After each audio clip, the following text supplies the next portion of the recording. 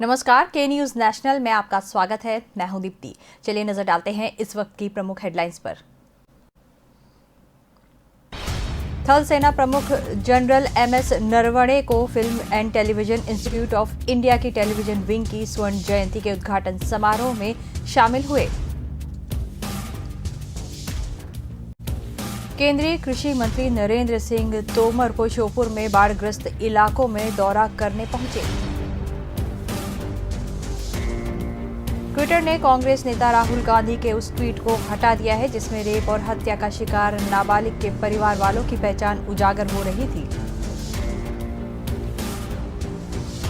हरियाणा के Neeraj Chopra Tokyo Olympic में athletics में देश के लिए मेडल जीतने वाले पहले एथलीट बन गए। और कोरोना वैक्सीन न लगवाने वालों के दोबारा संक्रमित होने का खतरा वैक्सीनेशन करा चुके लोगों की तुलना में दोगुना है।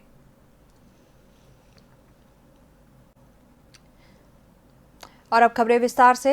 थल सेना प्रमुख जनरल एमएम नरवणे शनिवार को film and television institute of India की टेलीविजन विंग की स्वर्ण जयंती के उद्घाटन समारोह में शामिल हुए। पुणे में हुए इस प्रोग्राम में उन्होंने हल्के फुल्के अंदाज में कहा कि मैंने फिल्मों में हमेशा भारतीय अधिकारियों का घिसा पिटा रूप देखा है। भारतीय फिल्मों में खूबसूरत हीरोइन के कर्नल पिता को हमेशा खड़ूसी दिखाया जाता है जो सिल्क का गाउन पहनता है। उसके एक हाथ में विस्की की बोतल और दूसरे हाथ में बंदूक होती है। यह वाकई में मुझे परेशान करता है। सृजनात्मक आजादी का मैं सम्मान करता हूं, पर मुझे लगता है कि घिसे पिटे तरीके से किसी समुदाय और किरदार को दिखाने से बचना चाहिए। इस दौरान सेना प्रमुख ने बुनियादी मूल्यों को मजबूत करने, देश की सांस्कृतिक विविधता को संरक्षित करने और संकट के समय में इसे प्रेरित करने में मुख्यधारा के सिनेमा की भूमिका की सराहना की। साथ ही कहा कि भारतीय सैन्य बलों के अधिकारियों को एक ढर्रे पर दिखाने से बचना चाहिए। सेना प्रमुख ने और भी कहा कि देश चुनौतीपूर्ण दौर से गुजर रहा है। महामारी के दौरान पश्चिम और उत्तर दोनों सीमाओं पर अस्थिरता बढ़ गई है। हालांकि इन चुनौतियों का सामना करते हुए भारतीय सेना और मजबूत हुई है। जनरल नरवणे ने कहा कि युद्ध दो सेनाओं के बीच नहीं बल्कि दो देशों के बीच लड़े जाते हैं। उनकी यह टिप्पणी ऐसे दिन आई जब भारतीय सेना ने कहा कि पूर्वी लद्दाख में गोगरा टकराव बिंदु पर भारत चीन की सेनाओं ने अपने अपने सैनिकों को पीछे हटाने की प्रक्रिया पूरी कर ली है।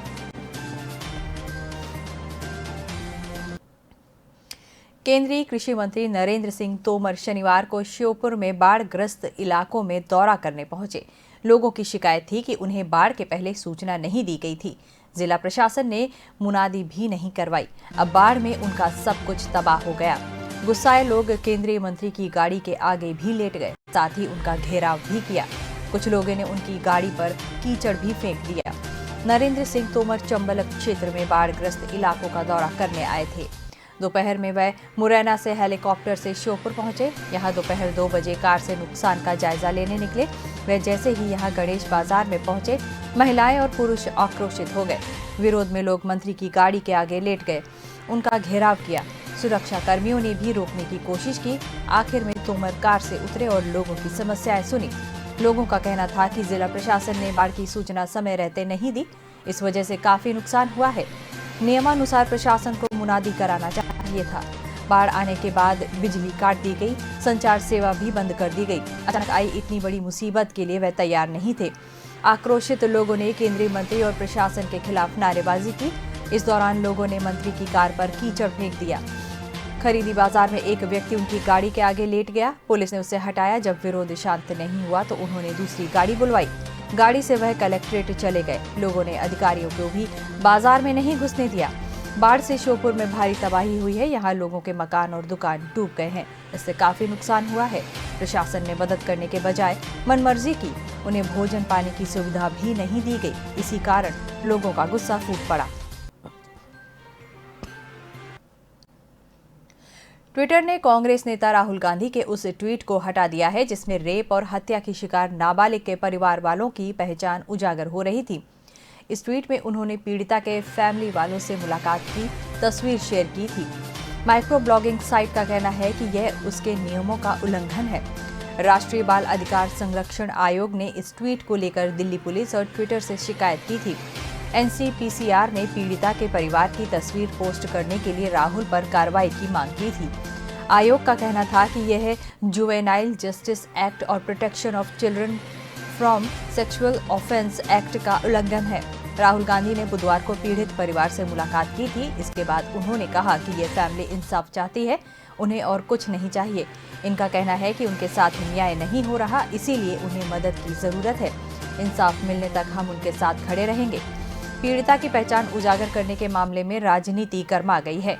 राजस्थान बीजेपी के प्रदेश पदाधिकारी और कार्यकर्ता शुक्रवार को जयपुर के अशोकनगर थाने में राहुल गांधी के खिलाफ एफआईआर दर्ज करवाने पहुंचे, लेकिन पुलिस ने दूसरी जगह की घटना बताकर रिपोर्ट दर्ज करने से इनकार कर दिया। इस पर पार्टी वर्कर्स ने कांग्रेस नेता और प्रशासन के खिलाफ विरोध प्रदर्शन भी किया। यह मामला दिल्ली कैंट के ओल्ड नांगल गांव का है, जहां शमशान के वाटर कूलर से पानी लेने गई 9 साल की दलित बच्ची से दुष्कर्म हुआ और उसकी हत्या कर दी गई थी।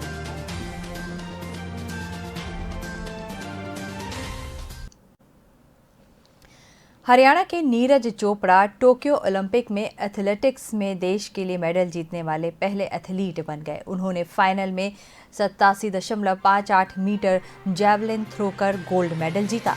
यह उनका पहला ही ओलंपिक है। इससे पहले वे पूल ए के क्वालिफिकेशन में 86.65 मीटर थ्रो कर पहले नंबर पर रहे थे। उनका अब तक का बेस्ट थ्रो 88.07 मीटर है। जैवलिन थ्रो के फाइनल में गोल्ड जीतने वाले नीरज इस गेम में अचानक आए थे। उनके चाचा भीम चोपड़ा ने बताया कि नीरज शुरुआत में शारीरिक रूप से ज्यादा फिट नहीं थे, इसीलिए जिम जाते थे। जिम के पास ही स्टेडियम था, तो कई बार वे वहां टहलने के लिए चले जाते थे। एक बार स्टेडियम में कुछ बच्चे जैवलिन कर रहे थे। नीरज वहां जाकर खड़े हो गए। तभी कोच ने उनसे कहा कि आओ जैवलिन फेंको, देखें आप कहां तक फेंक पाते हैं। नीरज ने जैवलिन फेंका तो वह काफी ज्यादा दूर जाकर गिरा। इसके बाद कोच ने उन्हें रेगुलर ट्रेनिंग में आने के लिए कहा। कुछ दिनों तक नीरज ने पानीपत स्टेडियम में ट्रेनिंग की, फिर पंचकुला में चले गए और वहां ट्रेनिंग करने लगे। नीरज ने 2016 में जूनियर वर्ल्ड रिकॉर्ड कायम किया था। इसके बावजूद वे रियो ओलंपिक के लिए क्वालिफाई नहीं कर सके थे।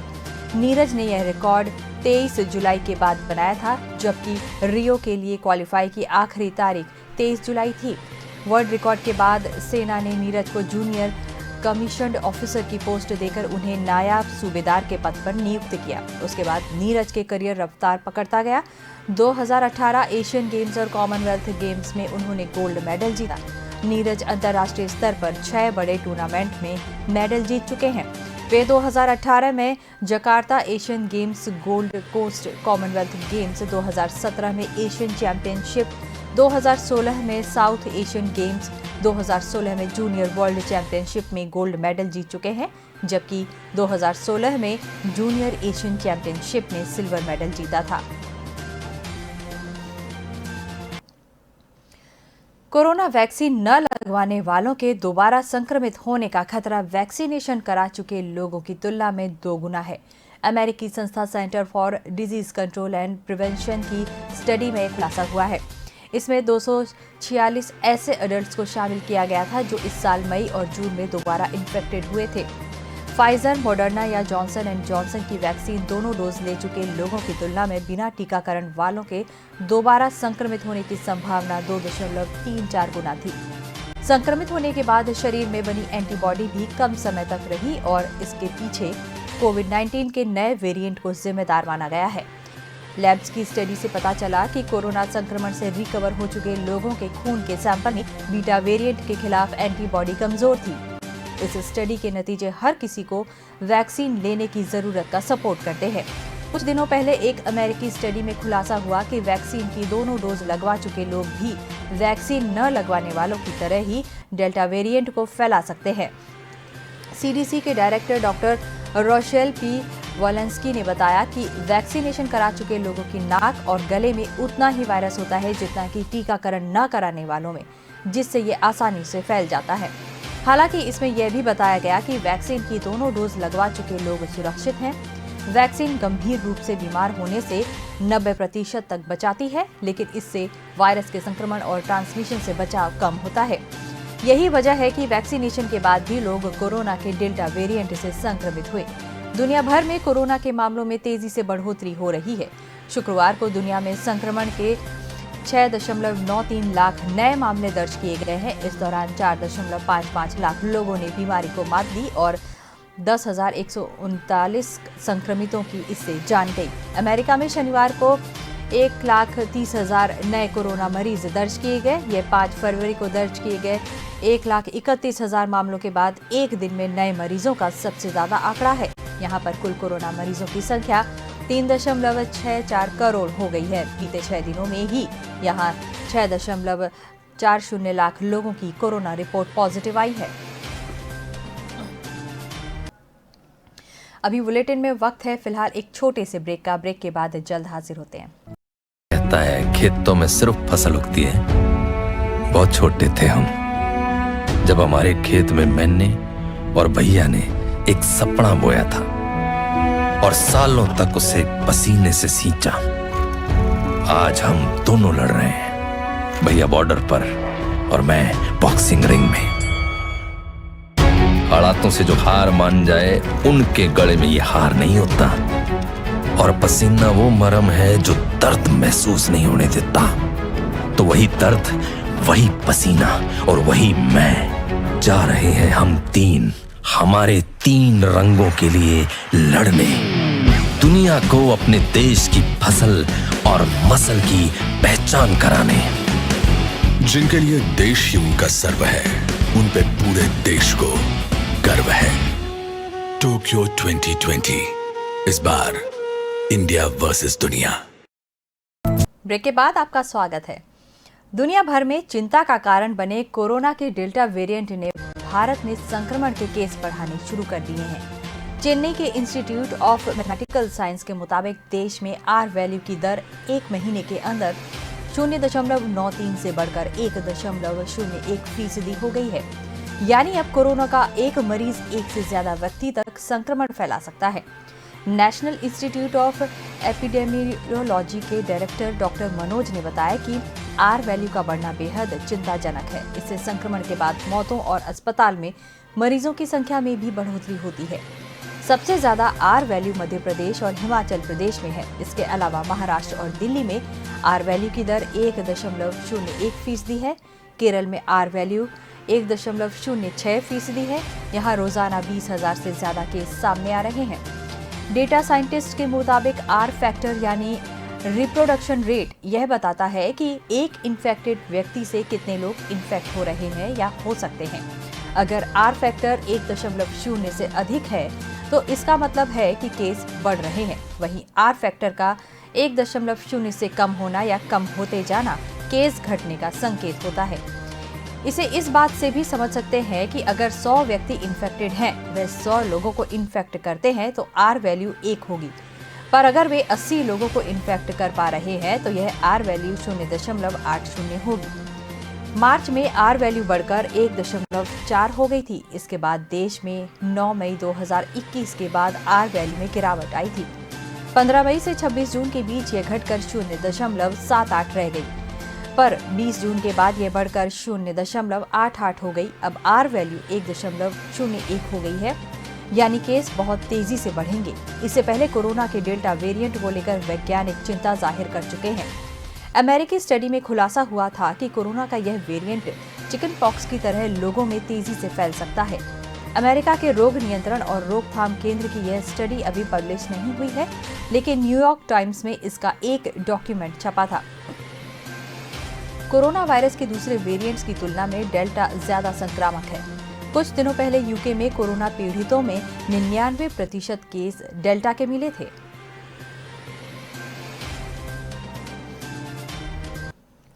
जम्मू कश्मीर के बडगाम में शनिवार तड़के एनकाउंटर में सुरक्षा बलों ने एक आतंकी को मार गिराया। साथ ही पुलिस ने घटना के बाद फरार चल रहे आतंकी को गिरफ्तार किया है। मारे गए आतंकी की पहचान साकिब डार के तौर पर हुई है, जो अवंतीपुरा का रहने वाला था। ये दोनों पाकिस्तान स्थित आतंकी संगठन लश्कर-ए-तैयबा से जुड़े हुए थे। इनके पास से एक AK-47 और पिस्तौल बरामद हुई। एनकाउंटर के दौरान आतंकी ट्रक से फरार हुआ था। उसे पुलवामा के खरीव इलाके से गिरफ्तार किया गया। ट्रक ड्राइवर की भी गिरफ्तारी हुई है। पुलिस अधिकारियों ने बताया कि सुरक्षा बल मौके पर मौजूद है और इसके इलाके की तलाशी की जा रही है। तड़के आतंकवादियों के छिपे होने की सूचना मिलने के बाद सुरक्षा बलों ने सर्च ऑपरेशन चलाया। इस दौरान दहशतगर्दों ने जवानों पर फायरिंग शुरू कर दी, जिस पर सेना ने जवाबी कार्रवाई की। इससे पहले शुक्रवार को राजौरी के थाना मंडी इलाके में सुरक्षा बलों ने 2 आतंकियों को मार गिराया। उधर सांबा जिले के राजपुरा सेक्टर में भी बॉर्डर के पास हथियार बरामद हुए थे। आशंका है कि इन्हें पाकिस्तानी ड्रोन से गिराया गया, क्योंकि इस इलाके में ड्रोन देखे गए थे। जम्मू जोन पुलिस ने बताया कि सेना और पुलिस के जवान राजपुरा के सरथियान गांव में सर्च ऑपरेशन चला रहे थे। इसी दौरान 2 पिस्टल, 5 मैगजीन, 122 राउंड गोलियां और एक साइलेंसर पैकेट में लिपटे हुए मिले। जम्मू कश्मीर में धारा 370 खत्म करने के 2 साल पूरे होने के मौके पर सेना और पुलिस पहले से ही अलर्ट है, इसीलिए सर्च ऑपरेशन चलाए जा रहे हैं। जम्मू कश्मीर को विशेष राज्य का दर्जा देने वाले आर्टिकल 370 खत्म करने को गुरुवार को दूसरी वर्षगांठ थी।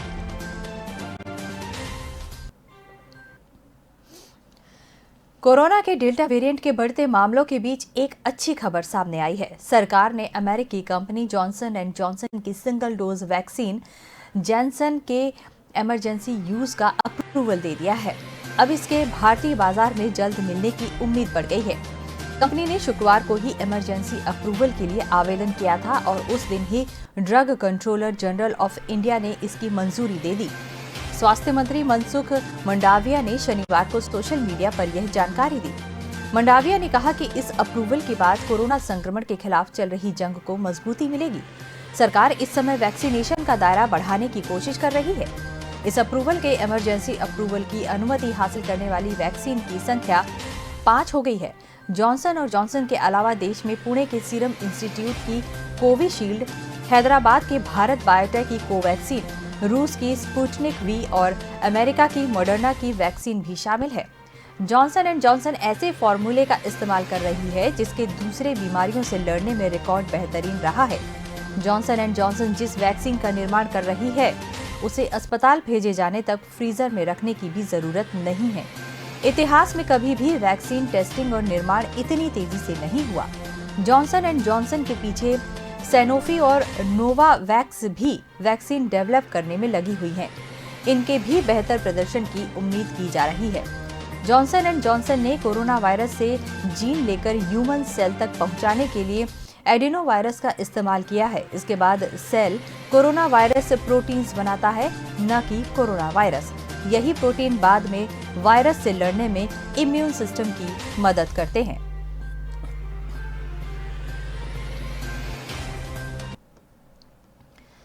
जैवलिन थ्रोअर नीरज चोपड़ा ने ओलंपिक एथलेटिक्स में गोल्ड मेडल जीतकर 121 साल का सूखा खत्म कर दिया।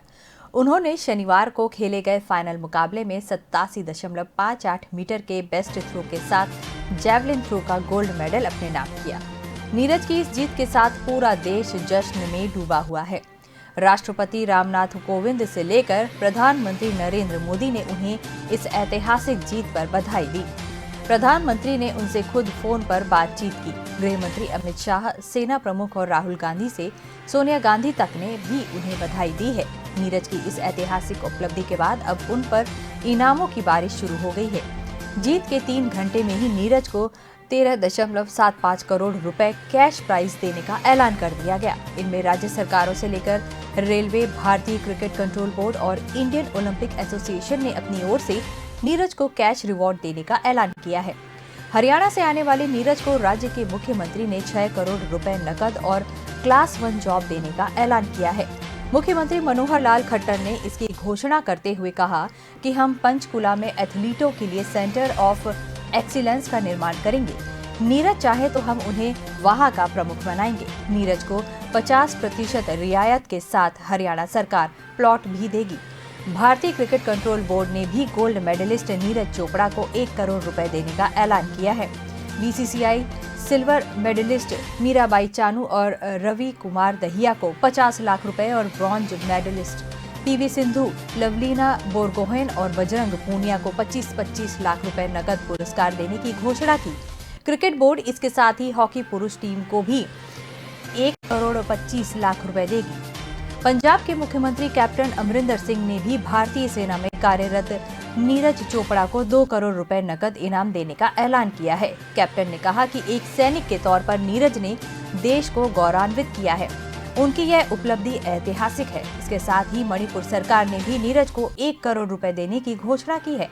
मणिपुर के मुख्यमंत्री एन बीरेन सिंह ने सोशल मीडिया पर इसकी जानकारी दी। फ्री स्टाइल कुश्ती में पहलवान बजरंग पूनिया ने शनिवार को ब्रॉन्ज मेडल जीता। हरियाणा के बजरंग को राज्य के मुख्यमंत्री मनोहर लाल खट्टर ने 2.5 करोड़ रुपए नकद के साथ एक सरकारी नौकरी और 50% रियायत पर जमीन देने की घोषणा की है। इसके साथ ही उन्हें रेलवे से 1 करोड़ रुपए, बीसीसीआई और भारतीय ओलंपिक एसोसिएशन में 25-25 लाख रुपए भी मिलेंगे।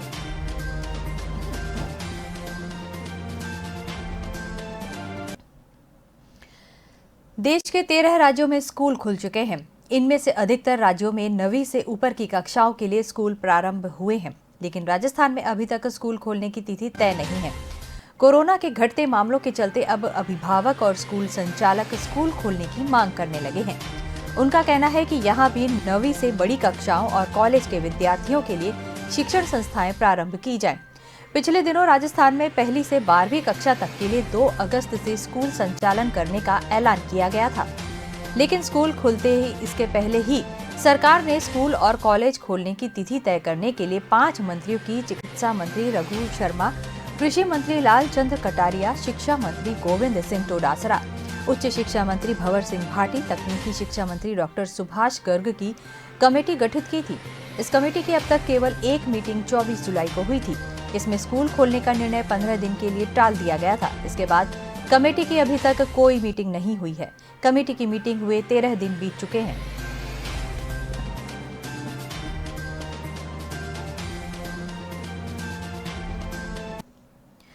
बुलेटिन में फिलहाल वक्त हो चला है एक छोटे से ब्रेक का। परिंदा उड़ चला, अंदाज अपना मन चला, खुद की तो सुन ले, जी भर के जी ले, रुकना ना तू अब ठहर। Lyra, anytime, anywhere. Lyra, everybody loves to wear. Lyra, anytime, anywhere. Break के बाद आपका स्वागत है। कोरोना में अपने माता पिता को खो चुकी भोपाल की 16 साल की टॉपर वनीशा पाठक ने उससे अपनी भावनाएं कुछ इस तरह शब्दों से बयान करने की कोशिश की। महामारी में माता पिता को खो दिया, लेकिन जज्बा नहीं खोया। वनीशा बताती हैं कि जब माँ और पापा अस्पताल में जिंदगी मौत की जंग लड़ रहे थे, उस दौरान भी वह घर पर पढ़ाई के साथ 10 साल के छोटे भाई विवान को संभाले हुए थी। उसने हिम्मत नहीं हारी थी। सभी परेशानियों और तकलीफों को पार करते हुए उसने सीबीएसई 10वीं बोर्ड में 99.8% अंकों के साथ टॉप किया है।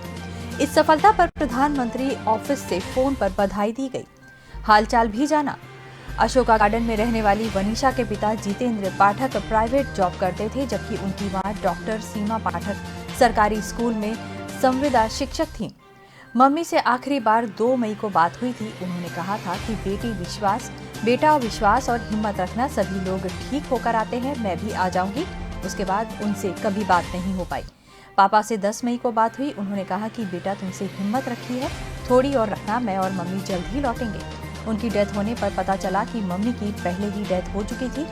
तब मैं पढ़ाई के साथ भाई का ध्यान रखती थी। मम्मी पापा के जाने के बाद उस समय कुछ समझ नहीं आ रहा था, लेकिन मम्मी पापा ने सीख दी थी कि जिंदगी में उतार और चढ़ाव आते रहते हैं। अच्छा समय हो तो उसे एंजॉय करो, डाउन है तो संघर्ष करो। अब मैं उन्हीं के कदमों पर चलने की कोशिश कर रही हूँ। मेरा सपना IIT करने का है, UPSC भी करूंगी। अभी मैं अपने मामा अशोक शर्मा के साथ शिवाजी नगर में रहती हूँ।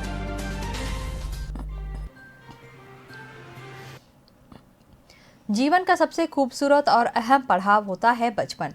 न चिंता न फिक्र, अल्हड़पन और सीखने का जुनून। इंदौर जिले के ग्राम तिल्लौर खुर्द में ऐसे 53 बच्चे मिले हैं जिनके मासूम चेहरे पर गरीबी की नजर लग गई। इनमें से कुछ हाथों से स्कूल की किताबें छूट गई।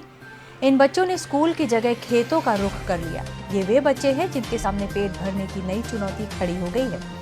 कुछ के हालात पहले से भी खराब थे, तो कुछ पर कोविड-19 की महामारी से उपजे हालात ने संकट खड़े कर दिए। महिला एवं बाल विकास विभाग, चाइल्ड लाइन और बाल कल्याण समिति ने स्वयंसेवी संस्था के माध्यम से यहाँ शिविर लगाया है। इन बच्चों के लिए सुविधाएं जुटाना अब विभाग के सामने चुनौती बन गया है। इसके लिए समाज सेवियों से बात की जा रही है। गांव के 53 बच्चों के पास शिक्षा तो दूर है, 2 वक्त की रोटी का जुगाड़ करना भी मुश्किल हो रहा है। 8-10 बच्चे दिव्यांग हैं। कोरोना की दूसरी लहर में माता पिता का रोजगार छिन गया, जमा पूंजी इलाज में खर्च हो गई। बाल कल्याण समिति के अध्यक्ष पल्लवी पोरवाल बताती हैं कि मुंबई के NGO catalyst for social action ने सर्वे किया है। इसमें 53 बच्चों की सूची दी गई है। ये बच्चे मुश्किल परिस्थितियों में जीने को मजबूर हैं। शिक्षा का अधिकार, स्वास्थ्य का अधिकार, सुरक्षा का अधिकार सहित अन्य बाल अधिकार प्रभावित हो रहे हैं। कुछ बच्चों के माता पिता नहीं हैं, जिनके हैं वह बच्चों को यह सब मुहैया नहीं करवा पाते। बाल श्रम के विरोध में जागरूकता अभियान चला रहे हैं। ऐसे बच्चों को ढूंढा जा रहा है जो तंगहाली के कारण स्कूल तक नहीं पहुंच पा रहे। सिर्फ एक ही गांव में ऐसे 53 बच्चे मिलना चिंता की बात है। एरोड्रम रोड पर बिजासन माता मंदिर क्षेत्र में इन दिनों बड़ी संख्या में बच्चे छोटी छोटी दुकान लगाकर बैठे हैं। यह टैटू बनाने का काम करते हैं। ये बच्चे कक्षा 6वीं, 7वीं और 8वीं के छात्र हैं। माँ बाप काम करने निकल जाते हैं तो बच्चे टैटू बनाकर पैसा कमाते हैं। चाइल्ड लाइन की टीम जब मौके पर पहुंची तो बच्चों का जवाब था कि ऑनलाइन क्लास चलती है, इसीलिए खाली समय में काम कर रहे हैं। हालांकि अधिकारियों ने उन्हें इस बार समझाइश देकर छोड़ दिया। इसी गांव में घनश्याम भी रहते हैं, जिनकी 5 साल की बेटी और 7 साल का बेटा है। पत्नी की कोरोना संक्रमण के कारण डेथ हो गई। वे खुद भी कई दिनों तक कोविड अस्पताल में भर्ती रहे। अस्पताल से डिस्चार्ज हो चुके हैं और घर आ चुके हैं, लेकिन अब शारीरिक हालत ऐसी नहीं है कि काम कर सके। फीस तक भरने के लिए पैसे नहीं है। राशन कहां से लाएं और बच्चों को कहां से खिलाएं। इस साल बच्चों का किसी स्कूल में दाखिला भी नहीं करवाया है।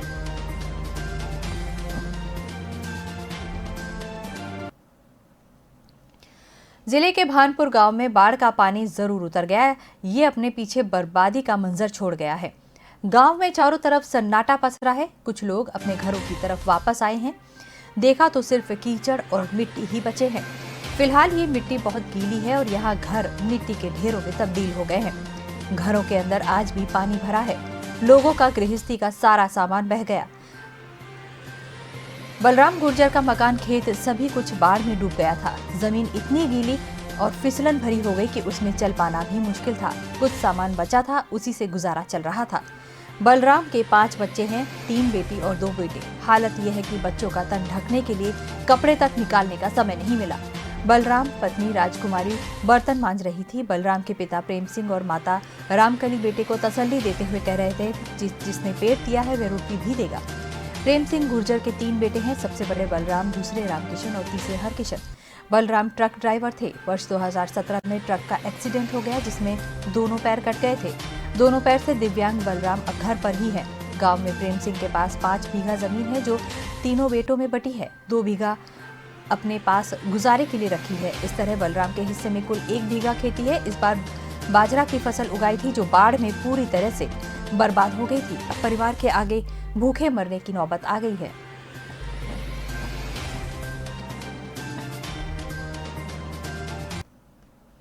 ग्वालियर, चंबल के दतिया और भिंड में सिंध नदी शांत हो गई है, लेकिन उसकी तबाही का मंजर सबके सामने है। उसे देखकर बाढ़ पीड़ितों के आंखों में आंसू आ जाते हैं। अचानक आई इस बाढ़ से लोग घर पर ताला लगाकर जान बचाकर चले गए थे। अब लौटकर देखा तो घर मिट्टी के ढेरों में तब्दील है। इस ढेर में अनाज के दानों को भी तलाश कर रहे हैं। चंबल संभाग में सिंध नदी पर बने सभी पुल बाढ़ में ढह गए हैं। दतिया जिले के सेवड़ा तहसील के सनकुआ घाट पर बना पुल भी उखड़ गया। 40 साल पुराने पुल के 4 पिलर टूट गए। इसकी सहायता से लोग ग्वालियर आना जाना करते थे। अब पुल के टूटने से ग्वालियर और सेवड़ा कस्बे की दूरी 70 किलोमीटर बढ़ गई है। अब तक सेवड़ा से ग्वालियर 80 किलोमीटर दूर था, लेकिन पुल टूटने के बाद दूरी बढ़कर 150 किलोमीटर हो गई है।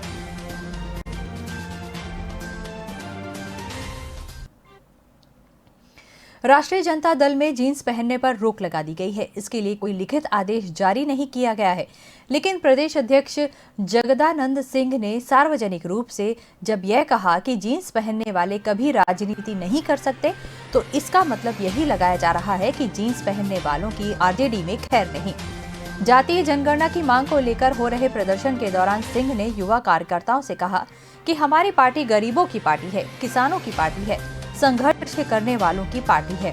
जीन्स पहनते हो तो कभी नेता नहीं बन पाओगे। जो धरना पर नहीं बैठ रहे वह आरएसएस के कार्यकर्ता हैं और हमारे जुलूस में घुस आए हैं। उन्होंने कहा कि फिल्म की शूटिंग करने आए हो क्या? अगर राजनीति करने आए हो तो धरने पर बैठो, आंदोलन करना सीखो। यह युवा नेताओं के लिए ट्रेनिंग का समय है। हमारा अधिकार छीना गया है, इसीलिए हमें लंबी लड़ाई लड़नी है। आरजेडी की ओर से जाति जनगणना कराने, मंडल आयोग की शेष सिफारिशों को लागू करने और आरक्षण के दायरे में आने वाली बैकलॉग सीटों को भरने की मांग को लेकर शनिवार को जुलूस निकाला गया। इनकम टैक्स चौराहे पर जुलूस को पुलिस ने रोक दिया और जगदानंद सिंह सड़क पर धरने पर बैठ गए। लेकिन पार्टी के कई युवा नेताओं को सड़क पर बैठाने के लिए उन्हें काफी मशक्कत करनी पड़ी। उन्होंने नसीहत देनी शुरू कर दी और कहा, सिर्फ फोटो खिंचवाने के चक्कर में रहते हो, बैठ जाओ, नहीं तो हम मानेंगे कि आप सब राष्ट्रीय जनता दल के कार्यकर्ता नहीं हैं। जगदानंद सिंह के साथ धरना पर अब्दुल बारी सिद्दीकी, उदय नारायण चौधरी, श्याम रजक मेहता आदि कई वरिष्ठ नेताओं के साथ अन्य कार्यकर्ता भी बैठे। जगदानंद सिंह पूर्व मंत्री रहे हैं, अनुशासन में रहते हैं और उम्मीद करते हैं कि पार्टी के बाकी कार्यकर्ता भी अनुशासन का पालन करें। उन्होंने पार्टी दफ्तर में भी अनुशासन लाया है और संगठन के स्तर पर भी यह दिखता है। हालांकि इससे कई बार कार्यकर्ताओं को दिक्कत भी होती है। रघुवंश बाबू ने तो आरजेडी कार्यालय को डीएम का कार्यालय तक कह दिया था। पूर्व मंत्री तेज प्रताप यादव ने पार्टी के स्थापना दिवस पर जगदानंद सिंह पर निशाना साधा था। एक बार उन्होंने जगदानंद सिंह की जगह नया प्रदेश अध्यक्ष लाने की मांग तक उठा दी थी। इस बुलेटिन में फिलहाल इतना ही। आप बने रहिए के न्यूज नेशनल के साथ। नमस्कार।